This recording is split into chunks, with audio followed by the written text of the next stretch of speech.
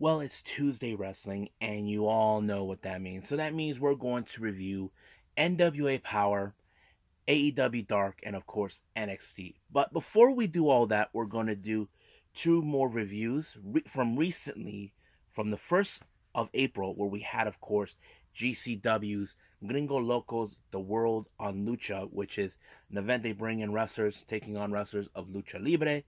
And of course, this was part of the collective. So this is just one event of the collective. There's still more to come. However, I also will be reviewing the opening round of the Cinderella tournament by Stardom.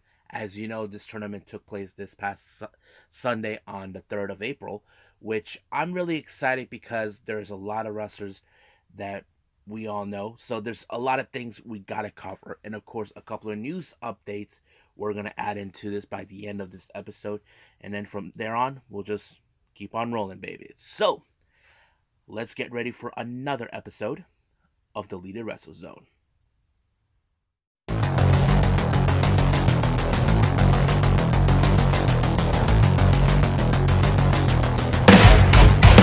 Are you ready? Get up, get up! Get up, get up! Get up, get up! Get up, get up! Get up, get up! Get up, get up!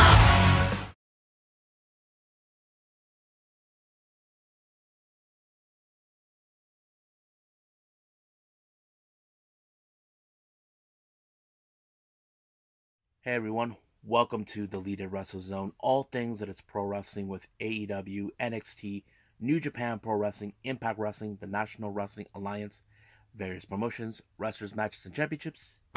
I am your host, Gerard here. So, let's begin with GCW's Gringo Locos, the World on Lucha. This took place on the 1st of April.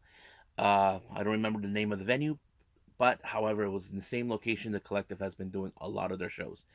So, we opened up with Jack Cartwheel taking on Johnny Caballero, but we know him as Johnny Nitro, Johnny Mundo, Johnny Superstar, now Johnny Bloodsport, and of course John Morrison. So that kind of goes, we just call him Johnny Multiple. So we get to see that side of him.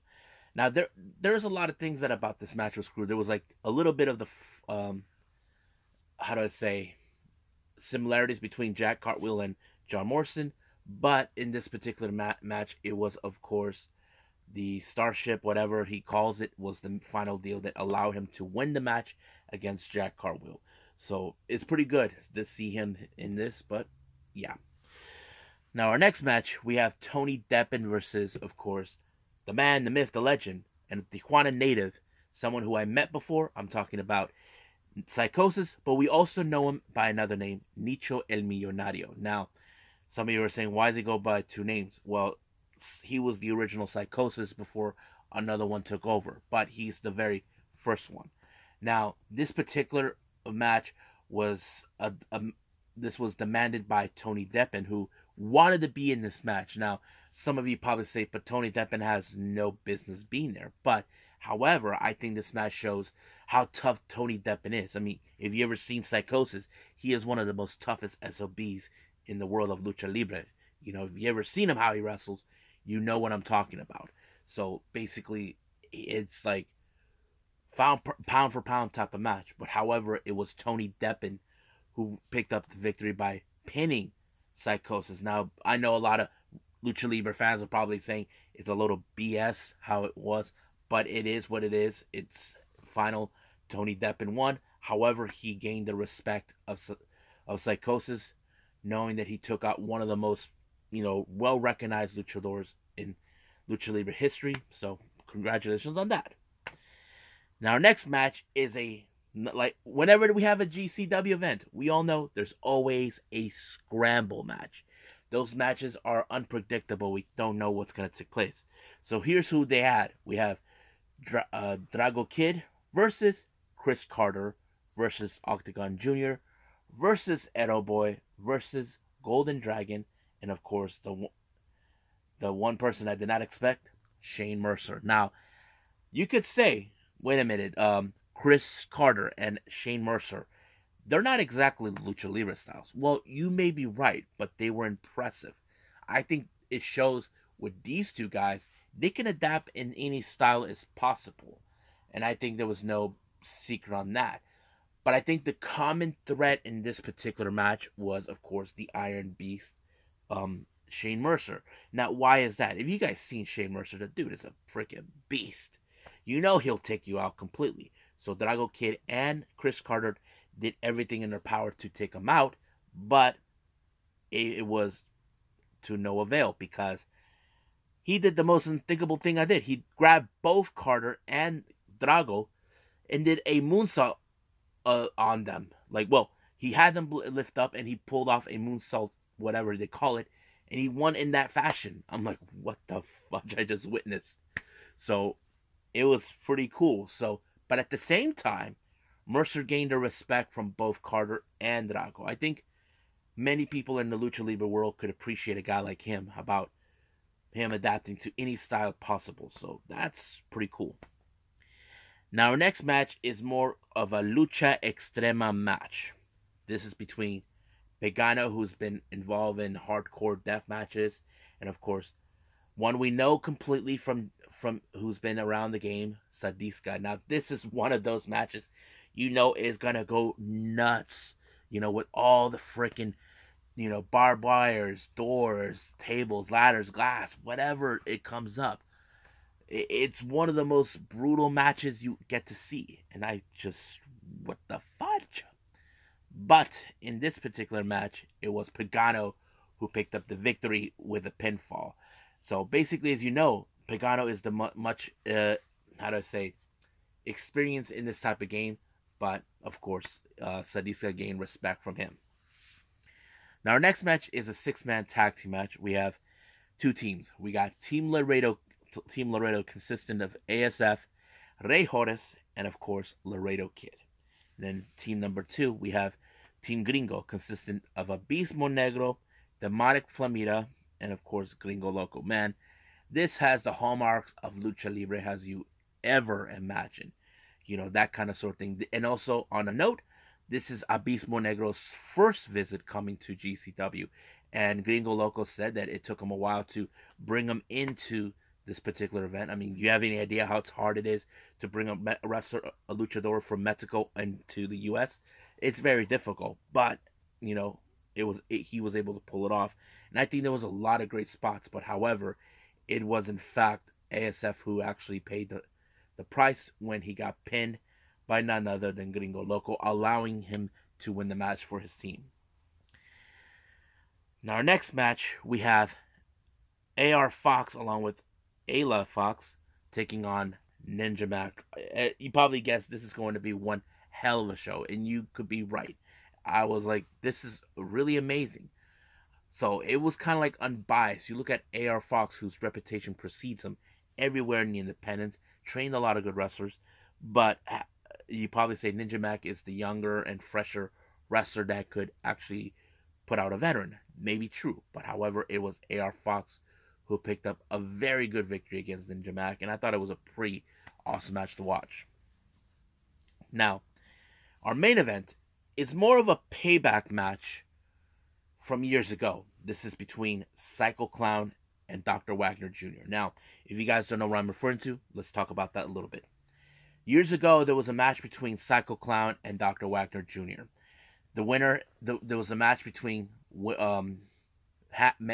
mask versus mask. Now, you know the traditions of Lucha Libre when a masked wrestler loses his mask, he has to remove it and show his face to the world. And that's exactly. So Dr. Wagner hasn't forgotten, you know, losing his mask to Psycho Clown. But there was a moment where his son, Hijo de Dr. Wagner Jr., would have been the one to finish the job.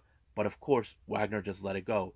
But of course, Wagner could have waited this long until he gets his little payback against Psycho Clown for what he has cost him, losing his identity as a masked wrestler. But however, this match was so intense in every aspect. Now, basically, majority of the fan base were on the side of Psycho Clown because he is one of the most popular luchadors you ever get to see. But however, it was the low blow and tried to remove the mask that allowed Dr. Wagner to pick up the victory. But at the end of the match, during the post match, you can tell by the look and the argument of Dr. Wagner's face, this war between both he and Psycho Clown is far from over. But the real question is, how will they settle it? I wouldn't be surprised if we're going to see a hair versus mask. That is something I know for a fact we could see, but the real question, will Mexico let this sanction on U.S. soil?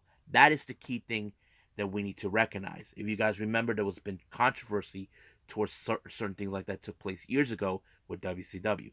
But that's another conversation for another time. But right now, I believe that's pretty much what we got right now. So let's move on right now with Stardom's Cinderella Tournament opening round.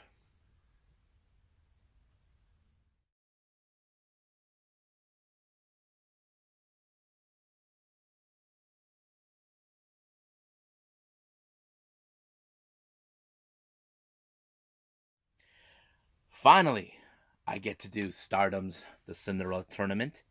Now, some of you are probably going to ask, what is the Cinderella Tournament? Well, this is how it goes. Much like New Japan Pro Wrestling does with the New Japan Cup and the G1 Climax, the Cinderella Tournament is a elimination tournament. Unlike the 5-star Grand Prix, which they do every year, it's more of the point-based system, which whoever gets the most points will be trying to get to the finals in order to win for a shot of the Red Belt Championship. So, we already had this whole thing dates back all the way to 2015. Those who are new in this channel, I'll explain it. So there's been champions from 2015 to 2016. We had Mayu Iwatani won both back-to-back years. Toni Storm, newly from AEW, won the 2017 Cinderella Tournament. Momo Watanabe won the 2018 Cinderella Tournament. Arisa Oshiki won the 2019 tournament before she retired. 2020 was won by Julia. And then last year we had Saya Kamitani. Now, you probably ask yourselves, what do they get in order to, when they win this tournament? Well, they get to grant one wish only. It could be anything like a shot of a title. Last year, Saya Kamitani's wish was to win the White Belt Championship, or the White Belt title, which is the Wonder of Stardom. At the time, Tam Nakano, who was her mentor at one time, was the champion. And of course, she won that belt last December at Dream Queensdom and finally become the White Belt champion before the end of the year. So basically, now we're back doing this. Now, here's how the rules work, so that way people can understand. The only way to win is by pinfall, submission, or over the rope, over the top rope, disqualification, that sort of thing. However, here's a twist to it. If there is a time limit draw, both competitors are out. There is no repeat. Or if there's a draw, let's say double pin, or they were thrown over the rope and they landed on their feet in the ground. Not at the same time, but simultaneously, that mean at the same time or so, whatever, that means they're out. So that's how the rules work. So basically, that's what took place. However, in this particular tournament, only one person received a first round bye, and that was none other than Saya Kamitani, who is the White Belt champion. Now, let's start with the first round matches that we just saw. This is the opening round that took place on the 3rd of April. We had Hina of Queen's Quest taking on Unagi Sayaka of Cosmic Angels.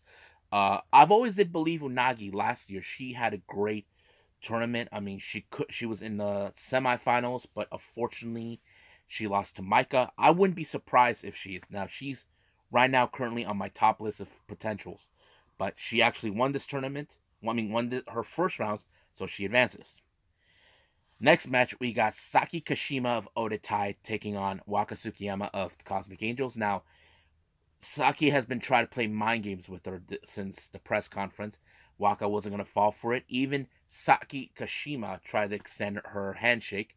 However, Waka doesn't trust her. Now, keep in mind, Odatai are very well known to play mind games in order to win their matches. But fortunately, she did not take it. But apparently, out of nowhere, Waka had everything right in her grasp, but Saka beat her to it by pinning her giving her the 1-2-3, which was a huge disappointing for Waka. We know she hasn't won a single match yet, but we do know she will win it at some point. We just don't know when or where.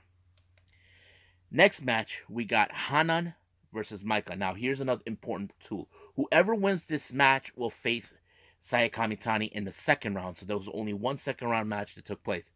But I have to say, Hana really hanging in there because, in a way, Maika has a bit more of the experience. If you guys know this, Maika was trained by Taka Michinoku. But however, it was Maika's Michinoku Driver 2 that put her away to allow her to win and advance. Now, I will get to that important about this match between both Saya Kamitani and Maika a little later.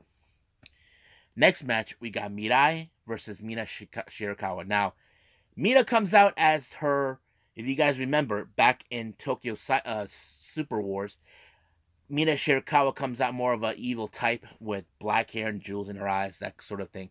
The reason she comes out of this one is because Mirai and Mina share history. Now, Mirai doesn't want to acknowledge that part of their history. That she believes that's in her past, and this is her future. So basically, that kind of drove Mina into another whirlwind, in a way. So basically, she comes out. She's been aggressive. I have to say she put out a good of a fight, but I don't know. I don't know if Mirai felt like, emotional about this match.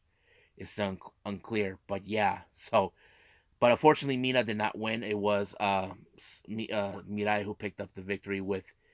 She threw her over the top and apparently won the match in that way. But Mina did went back to her normal state. It was on the exclusive footage they put on the Twitter page. Next up, we got a Stars Showdown. We got Momo Kogo, who is one of the newer members, taking on, of course, the leader of Stars, Mayu Iwatani. I have to say, Momo did put up a good match, but however, you cannot deny the experience of Mayu Iwatani, who's been in this type of tournament for winning the first two tournaments in 2015 and 2016. So that kind of puts in the way, but it was Mayu who picked up the victory by pinning her with a Tiger Suplex in this match. Next up, we have Starlight Kid versus Natsupoi. Now, these two have fought against each other many times over in the high-speed title. However, both their high speed was one of the factors. However, when it comes to Starlight Kid, who represents Oda Tai, you know that Oda Tai will do whatever it takes to ensure that Starlight Kid wins. But however, their interference did not help. It did give Natsupoi the edge. Apparently, they both were over the rope, but they haven't touched the floor yet until Natsupoi dropped her down, and it allowed her to win the match. But there's no doubt in my mind that sooner or later, Starlight Kid will probably ruin that for her. Now, our next match is we have Tam Nakano and Utami Hayashida. Now, these two have been dying to get a piece of each other. Now, this dates back in the I think in the summer, where of course Tam Nakano did beat Utami Hayashida during the last days of the 5-star Grand Prix. But however, they were when they were both champions. Utami was the red belt and Tam was the white belt. They wanted to unify both belts, but looks like that's never going to happen. But Utami's been acting kind of weird in this particular match. But the match went up to 10 minutes and it ended a time limit draw. But I wouldn't be surprised if we're going to see those two at each other's throats again in the near future. Now, our next match was the second round match of the Cinderella tour. Now, this one is a very important match. Let's talk about this. This is between Maika and Saya Kamitani. Now, if you guys have been paying attention, Saya Kamitani and Maika were in last year's tournament in the finals. So basically, Maika was the one who lost this tournament. But Maika hasn't forgotten that this was a moment that was taken from her. So basically, she will do whatever it takes to ensure that Saya Kamitani does not become back-to-back champion. However, her goal, Maika's goal, is to get a shot of the red belt. She's done it before when Utami Hayashida was it, but she lost on maybe 3 occasions. However, this was more of a big match between those two. It was more like a grudge match, but it resulted in a draw. So basically, both of them, Maika and Kamitani, they thrown themselves out of the ring when they went over the rope. As soon as that happened, they were both eliminated. However, Maika decided to issue a challenge to Kamitani, and she wants a shot of the white belt. So basically, she wants this in Fukuoka, in her hometown, on May 5th. And of course, Saya Kamitani, being the strongest competitor she is, she accepted the challenge. But will Saya Kamitani retain the title? We know she has done a great job. She already faced others such as Tam Nakano, Utami Ashita, what's it? No. Unagi, of course, and who else that she faced? Natsupoi. So that kind of tells it all, But we'll see about that. Now, continuing on with the first round matches, we have Mai Sakurai, who is in fact her first Cinderella tournament. The same thing with Lady C. However, this is between these two. Now, this was later led to a feud. Possibly we could see a possible feud. Mai Sakurai was the one that won this match. She had it. Lady C had this match won, but however, Mai Sakurai won it. But we'll see. Her next opponent will be someone hopefully we'll see how good this one is. Now, the next match we have is Rina of Odatai taking on Star Saida. Now, Saida is the strongest competitor in all for a girl for her size, like 5 foot. But she is the most strongest individual ever, and of course, she did win by pinfall, so it did allow her to advance. Next match, we got Fukigen Death of Odatai taking on Koguma of Stars. Now, whenever this is one of those matches with Fukigen Death, there's always a little bit of comedy taking place. However, Fukigen Death tried to do the bear dance that Koguma does all the time, but it almost worked. But however, they don't call Koguma the high-speed genius for nothing. She's a very smart person how to use her speed on certain occasions, and it did allow her to win her match. But Fukigen Death is not a happy camper, no matter what takes place. Now, our next match, we got Odatai's Ruka taking on DDM's Himeka. Now, this was a bit of a battle of the brutes in certain ways. However, Ruka doesn't have the exact same experience, but she was taken out by Himeka with of course, the lariat and allow her to advance. Now, we do know Himeka is one of those strong competitors that wants to reach the top, but however, there's others in her unit, or should I say faction, that wants to reach for the red belt. Next up, we got Queen's Quest Miyu Hamasaki taking on Stars Azuki. Now, Azuki has much of the experience in this type of tournament in the past. She's faced off with the toughest competitors over time, but she did not participate in the 2020 or 2022 tournament. But she has shown that she's still got it. Hopefully, she is one of the few potential wrestlers I could definitely see. But she pulled off a submission move onto Masaki, allowing her to advance. Next up, we got a DDM showdown. We got Tekla versus Julia. Now, I can tell in this match, Julia is determined to win the Cinderella. Now, she has won it before. This was in 2020. So that was like almost 2 years ago. But she did show a bit of an attitude once she won it. However, this is one of those determinations where she wants to win it in order to get an opportunity of the red belt, which she lost at the World Climax against Sudi. But we'll see how that goes. But it was Julie who put her in a submission move that allowed her to win the match. And of course, she advances. Next up, we got a bit of a showdown of former friends between Momo Watanabe of Odatai and Queen's Quest leader Azumi. Now, keep in mind, last year, Momo betrayed Azumi and the rest of Queen's Quest to join Odatai. And last time, Momo used a wrench on her shin guards in order to put her out for a while, breaking her nose. But this time, that trick almost worked because Azumi was waiting for it. She knew that Momo would do whatever it takes to destroy her former best friend. However, it didn't work. Azumi used her high speed in order to pick up a victory when she pinned her. This will not sit well for Momo, but the real problem now Momo has to face, since her and Starlight Kid did not advance in, of course, the Cinderella tournament, is now their tag team titles that they won against FWC. Their opponents who want to challenge them is none other than DDM's Tekla and Julia. But however, Julia is still in the tournament. But do we see her getting to advance to the top? We don't know yet. That is still undetermined.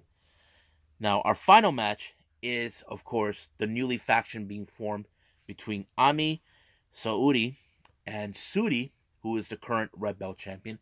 This is a very impressive match. There was more striking, submission. I have to say, amazing. However, it was Saudi who put Ami in a very unorthodox submission that allowed her to win the match. Of course, Ami was a very strong competitor. Now I see why Sudi picked her to join her little faction. Now, of course, at the post match, I mentioned this before. She talked about the name of her unit. The name she gave is God's Eye. But out of nowhere, I did mention this previously in one of the previous episodes, that Mirai shows up, basically renouncing her position to leave DDM and join God's Eye. But I did mention, now those who don't know what happened last time, this is what happened.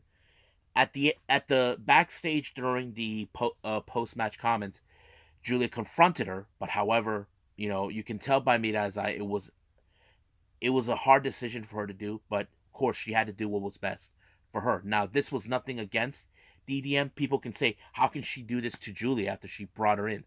Mirai has her reasons, Maybe things with Julia was not the same for her like she hoped for. I'll explain a little later about maybe on my podcast tomorrow on Wednesday to explain why is that important. Why would Mirai decide to jump ships from DDM to God's Eye? And that's pretty much it. Now keep in mind the Cinderella tournament still continues. We got the second rounds coming up. So we'll be staying tuned for that. But right now I believe it's time for some NWA Powerrr.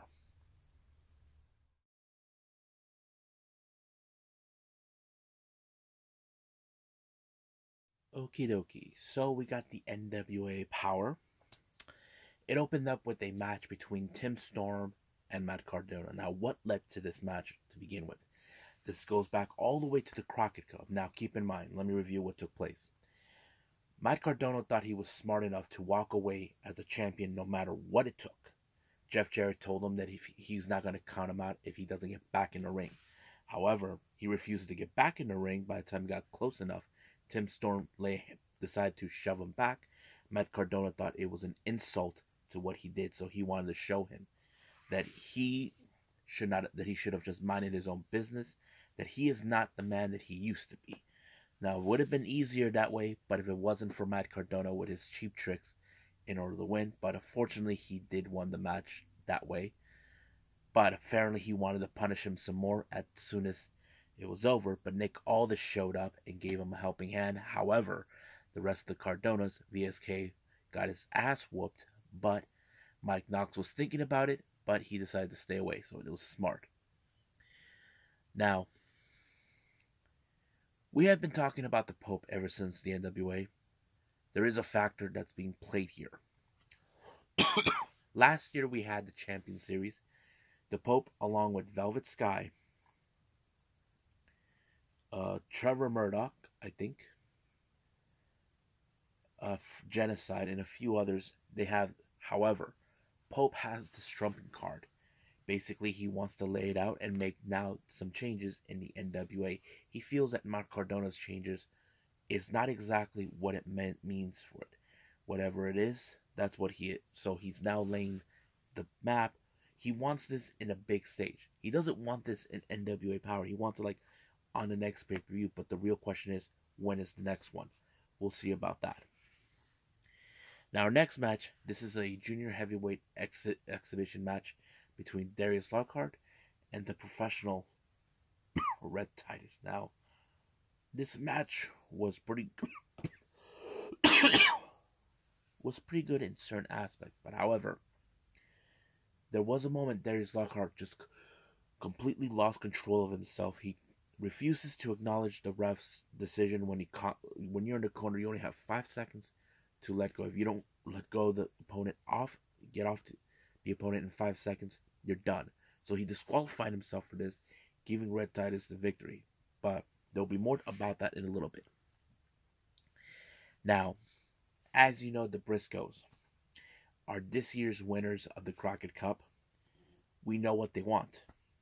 They're telling May Valentine they want the tag titles. They want El Rebellion. They want them for this. so they can etch their name in legacy in the NWA. So that is something, it's ambitious. It's still no indication when we will see this, but we definitely know it can happen. Now, in the podium, as you know, there's been a lot of talk. We had Jack Stain and Chris Adonis. However, Chris Adonis is out for, since now that Strictly Business is completely done.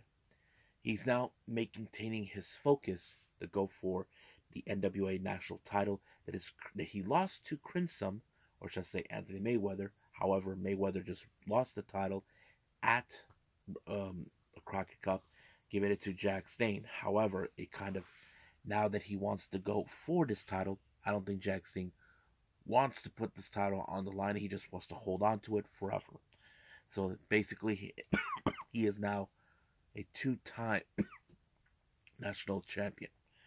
But the real question is when we will see that. Well, we don't know. Now, our next match, we have a guy named Garrison Greed taking on Trevor Murdoch. Now, Murdoch hasn't been the same. Not since losing the match at Power Trip to Matt Cardona. He's now becoming vicious and all this and that. And of course, you can guess he won that match by pinfall. However, during the post-match comment, he is now saying, now there's a lot of things that are being said. We know he has a rematch clause, but the real question remains, when will that happen? However, he was confronted by Aaron Stevens, try to get him to get his head out of his ass for whatever funk he's been doing, trying to convince him that you're better than this. So basically, he's trying to be the voice of reason, but however, he was trying to do it by song until he got sucker punched by Murdoch. Now, this is the crucial part that's taking place regarding of what's been going on with the NWA recently. William Patrick Corgan, or as we know him, Billy Corgan from that Smashing Pumpkins, talked about how he knows that he has to recognizes Matt Cardona as the champion, that he has to work with him. But, we all know that Matt Cardona is only in it for himself. He wants to turn the NWA in his own image. That's always been the case. But I highly doubt that William Patrick Corgan will allow that. However, he also spoke about how he was planning to give Darius Lockhart an opportunity for the Junior Heavyweight Championship, but because of his behavior that he took place during the match, he decided to give it to Red Titus. And also for what's been going on recently with the World Heavyweight title, he is recognizing certain things. Nick Aldis already had his chance to take on Matt Cardona for the title, but however, he is recognizing that Trevor Murdoch does have a rematch, but the real question is when will it happen. He also is recognizing the Pope has the Champion Series that he's willing to cash in. So that kind of tells us that he's on top of everything, but the real question is, how will this be played out? Well, we'll see about that. Now, our main event is the Slam Challenge. So Zion gets 3 chances in order to slam Tyrus. If he does slam him, he gets an opportunity of the NWA World Television title. However, before he begins the 3rd attempt, he whispered something into Zion's ear. Austin Idol basically said something that kind of put him on edge, but apparently he was punched in this match and in no contest. But the real question does remain, what did Austin Idol told him? Now, we do know that Zion said that his father is a NWA heavyweight champion. We don't know who that could be. It could be anybody, and one of them could be Austin Idol, as far as we know, but we don't know yet. So I'm kind of curious what's going to take place in the next couple of weeks with NWA Powerrr, but right now, let's just move on with AEW Dark.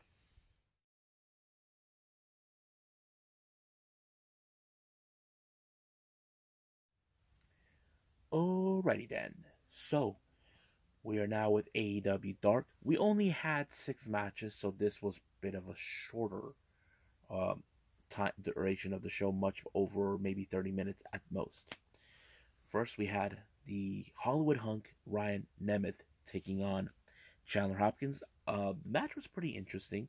Chandler Hopkins, who I've seen many times over during Dark or Elevation, but it was Ryan Nemeth with the neck breaker that sealed the deal for him to win the match. Now, next match we have is Stunny Kiss versus JP Harlow. I may have mentioned him for Mission Pro.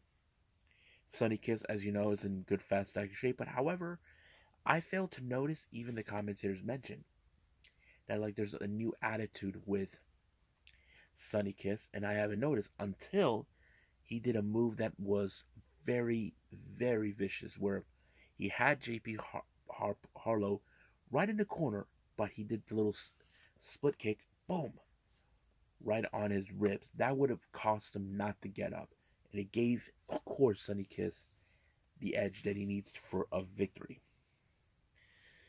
Now, our next one we have is Abaddon versus Hyena Hera. Now, you're going to say, well, she's not going to be laughing now because she was taken care of by the living dead girl. True. And I was like a bit more like, how would this end? As always, Abaddon wins by unorthodox moves.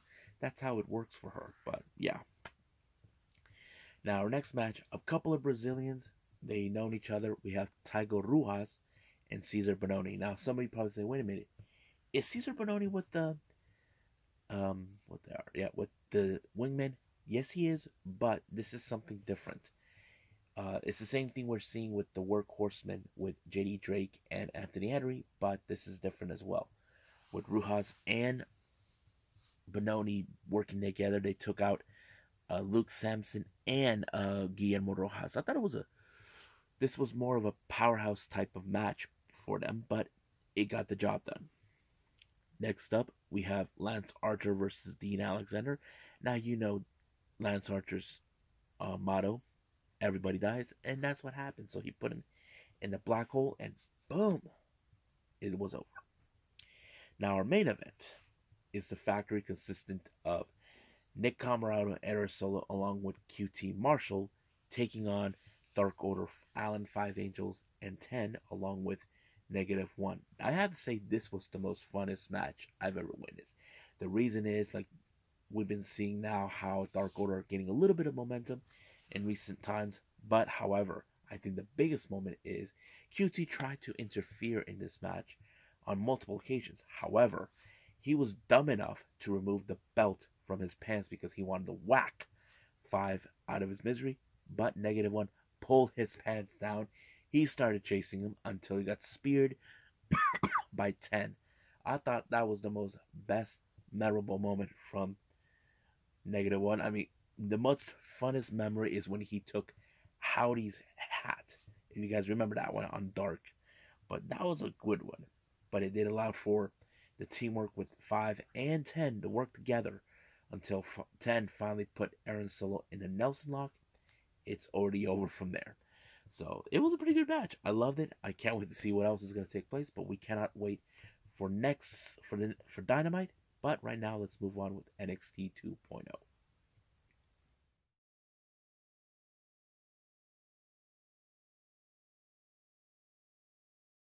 Okie dokie. So the final review we got is NXT 2.0. It opened up with Braun Breaker once again regaining the NXT Championship from Dolph Ziggler in Raw, which of course he did the impossible thing to do. As you know, Dolph Ziggler believes that he is on another level, that no one could match him up. However, Braun Breaker took the fight into his backyard, and then of course he lost. But of course, Dolph Ziggler lost, but because he did not have Robert Roode by his side. So of course, Braun Breaker had a fantastic week. But however, his little party was crashed by none other than the leader of Imperium, Gunther. So basically, Gunther's like saying, "I don't give a damn about what you had to say. No one cares." All he cared about was, of course, was the title.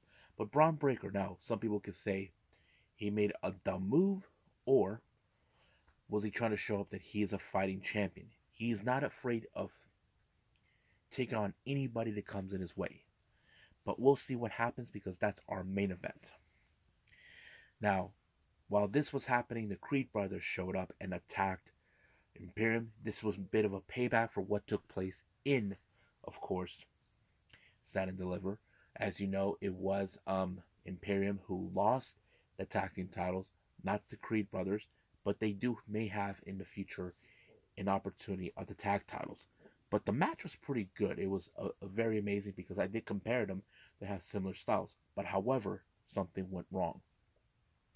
If you guys ever seen, whenever they have one of their opponents tied up in the ring ropes, um, Bartel actually is on top of the ring, and of course, Mar- uh, Eichner is outside to do the hand stop on it. However, it did not go exactly in synchronization between those two. Eichner just didn't do it.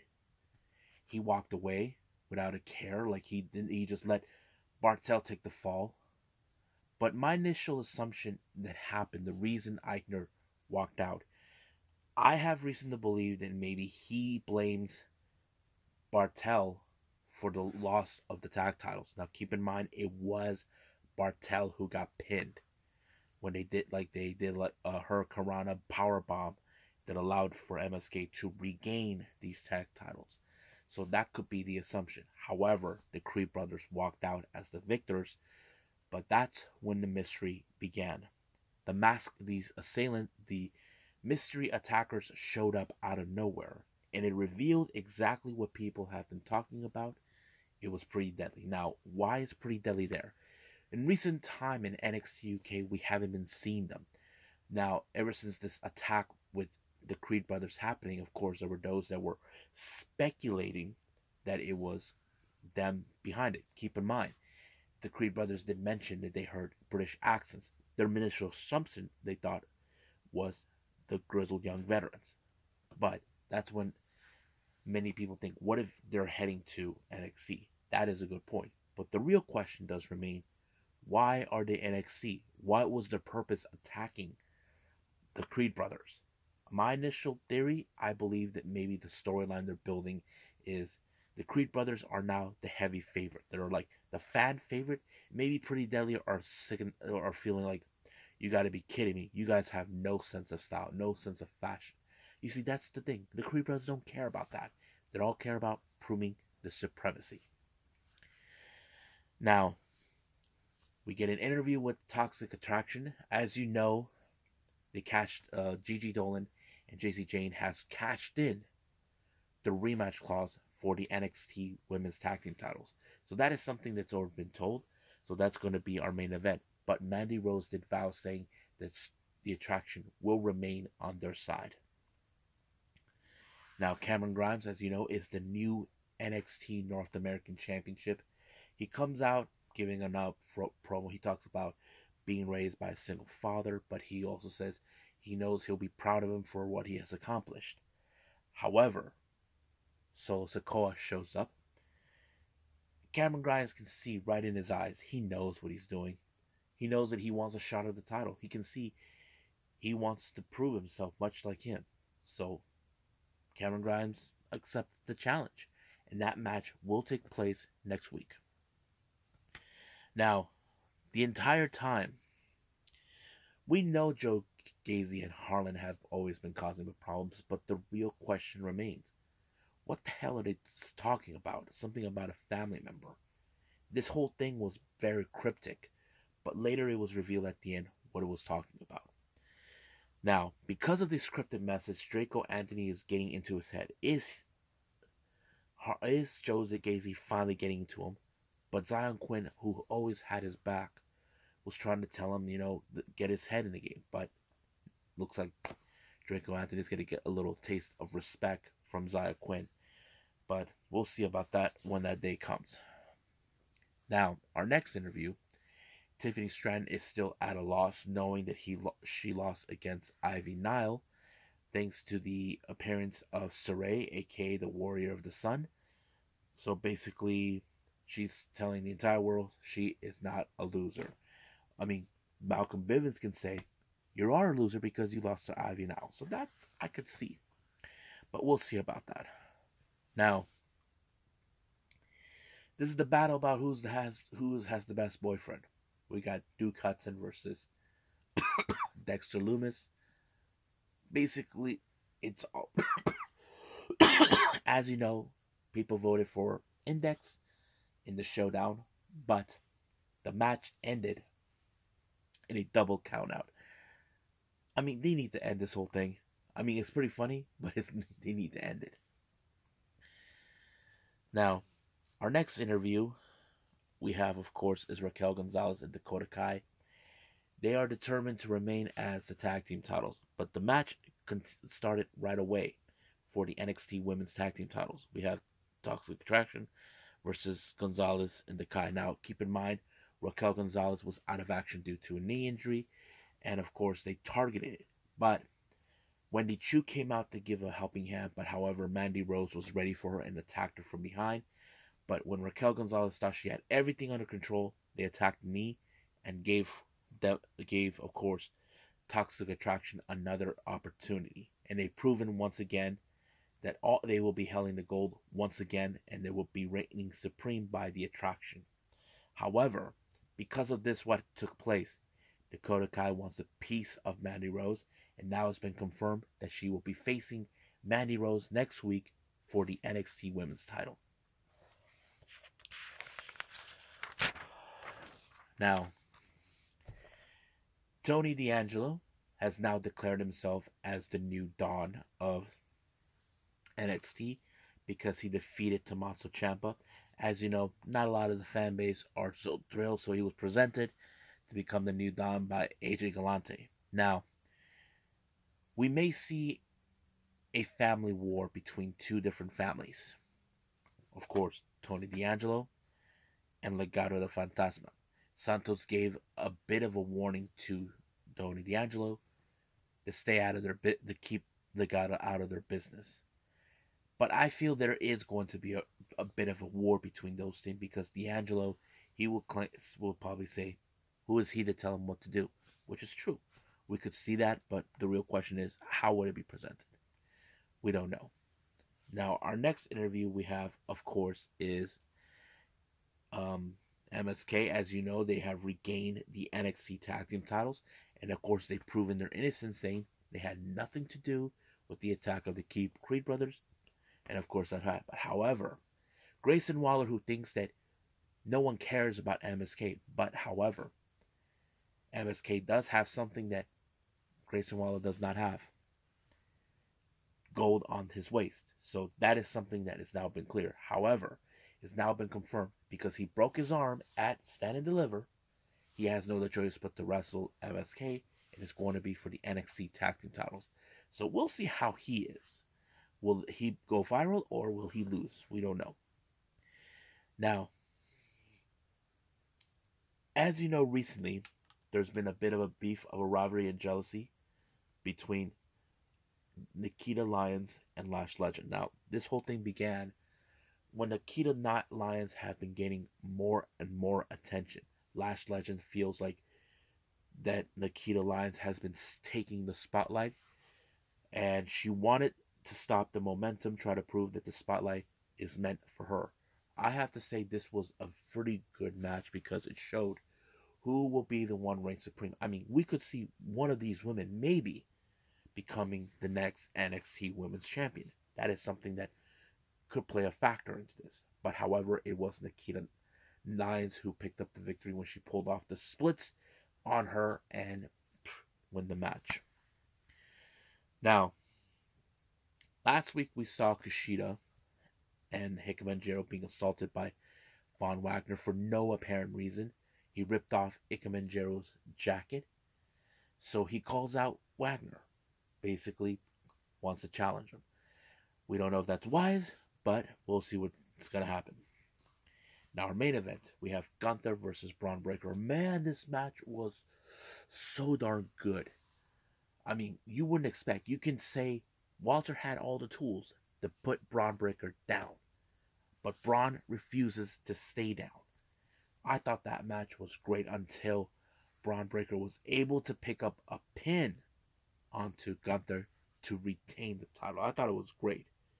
But however, the most disturbing thing that took place in post-match, we see his father, legendary tag team specialist Rick Steiner, saying how proud of his son is, but he was locked in the cage by Joe Gacy and Harlan. I'm like, was that a direct message to Braun Breaker? Does he want a shot of the title?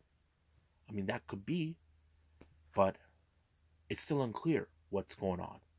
I'm sure there's going to be answers that need to be answered, but we'll find out possibly next week, or we'll follow it on social media.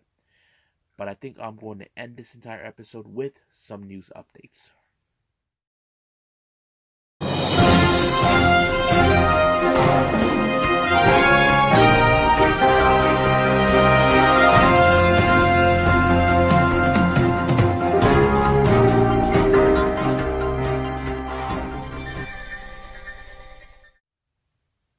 Okay, so more of the good news has been going on.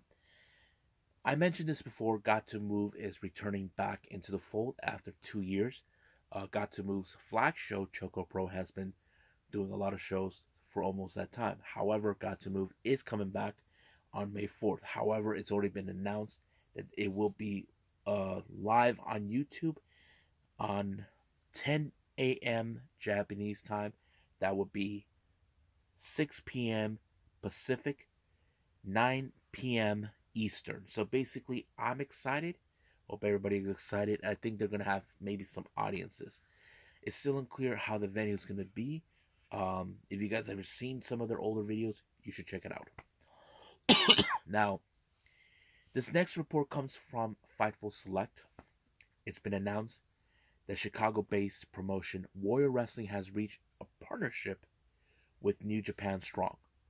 Now, I'm going to clarify this. No, it's not New Japan Pro Wrestling. It's New Japan Strong, the American version of New Japan that goes on here. So that's going to take place. However, there'll be 3 shows that will showcase the Dojo Showcase. And it's set for April, May, and June. So we will have 3 of these shows coming up. It was been told that they're going to have competitors who recently graduated from the LA Dojo, which we have Clark Connors and Carl Anderson. Who else? Who knows who else graduated before then? And of course, it will take place. The first showcase will take place on the 23rd of April, which is going to be Warrior Wrestling 21. Now, on that very particular day, just to keep note, this will be the day where Thunder Rosa will vacate the women's title. As you know, she is now currently the AEW women's title. I don't know if this thing with New Japan have played a part with it. It could be. I mean, we've seen this before in certain aspects, but we'll find out soon enough.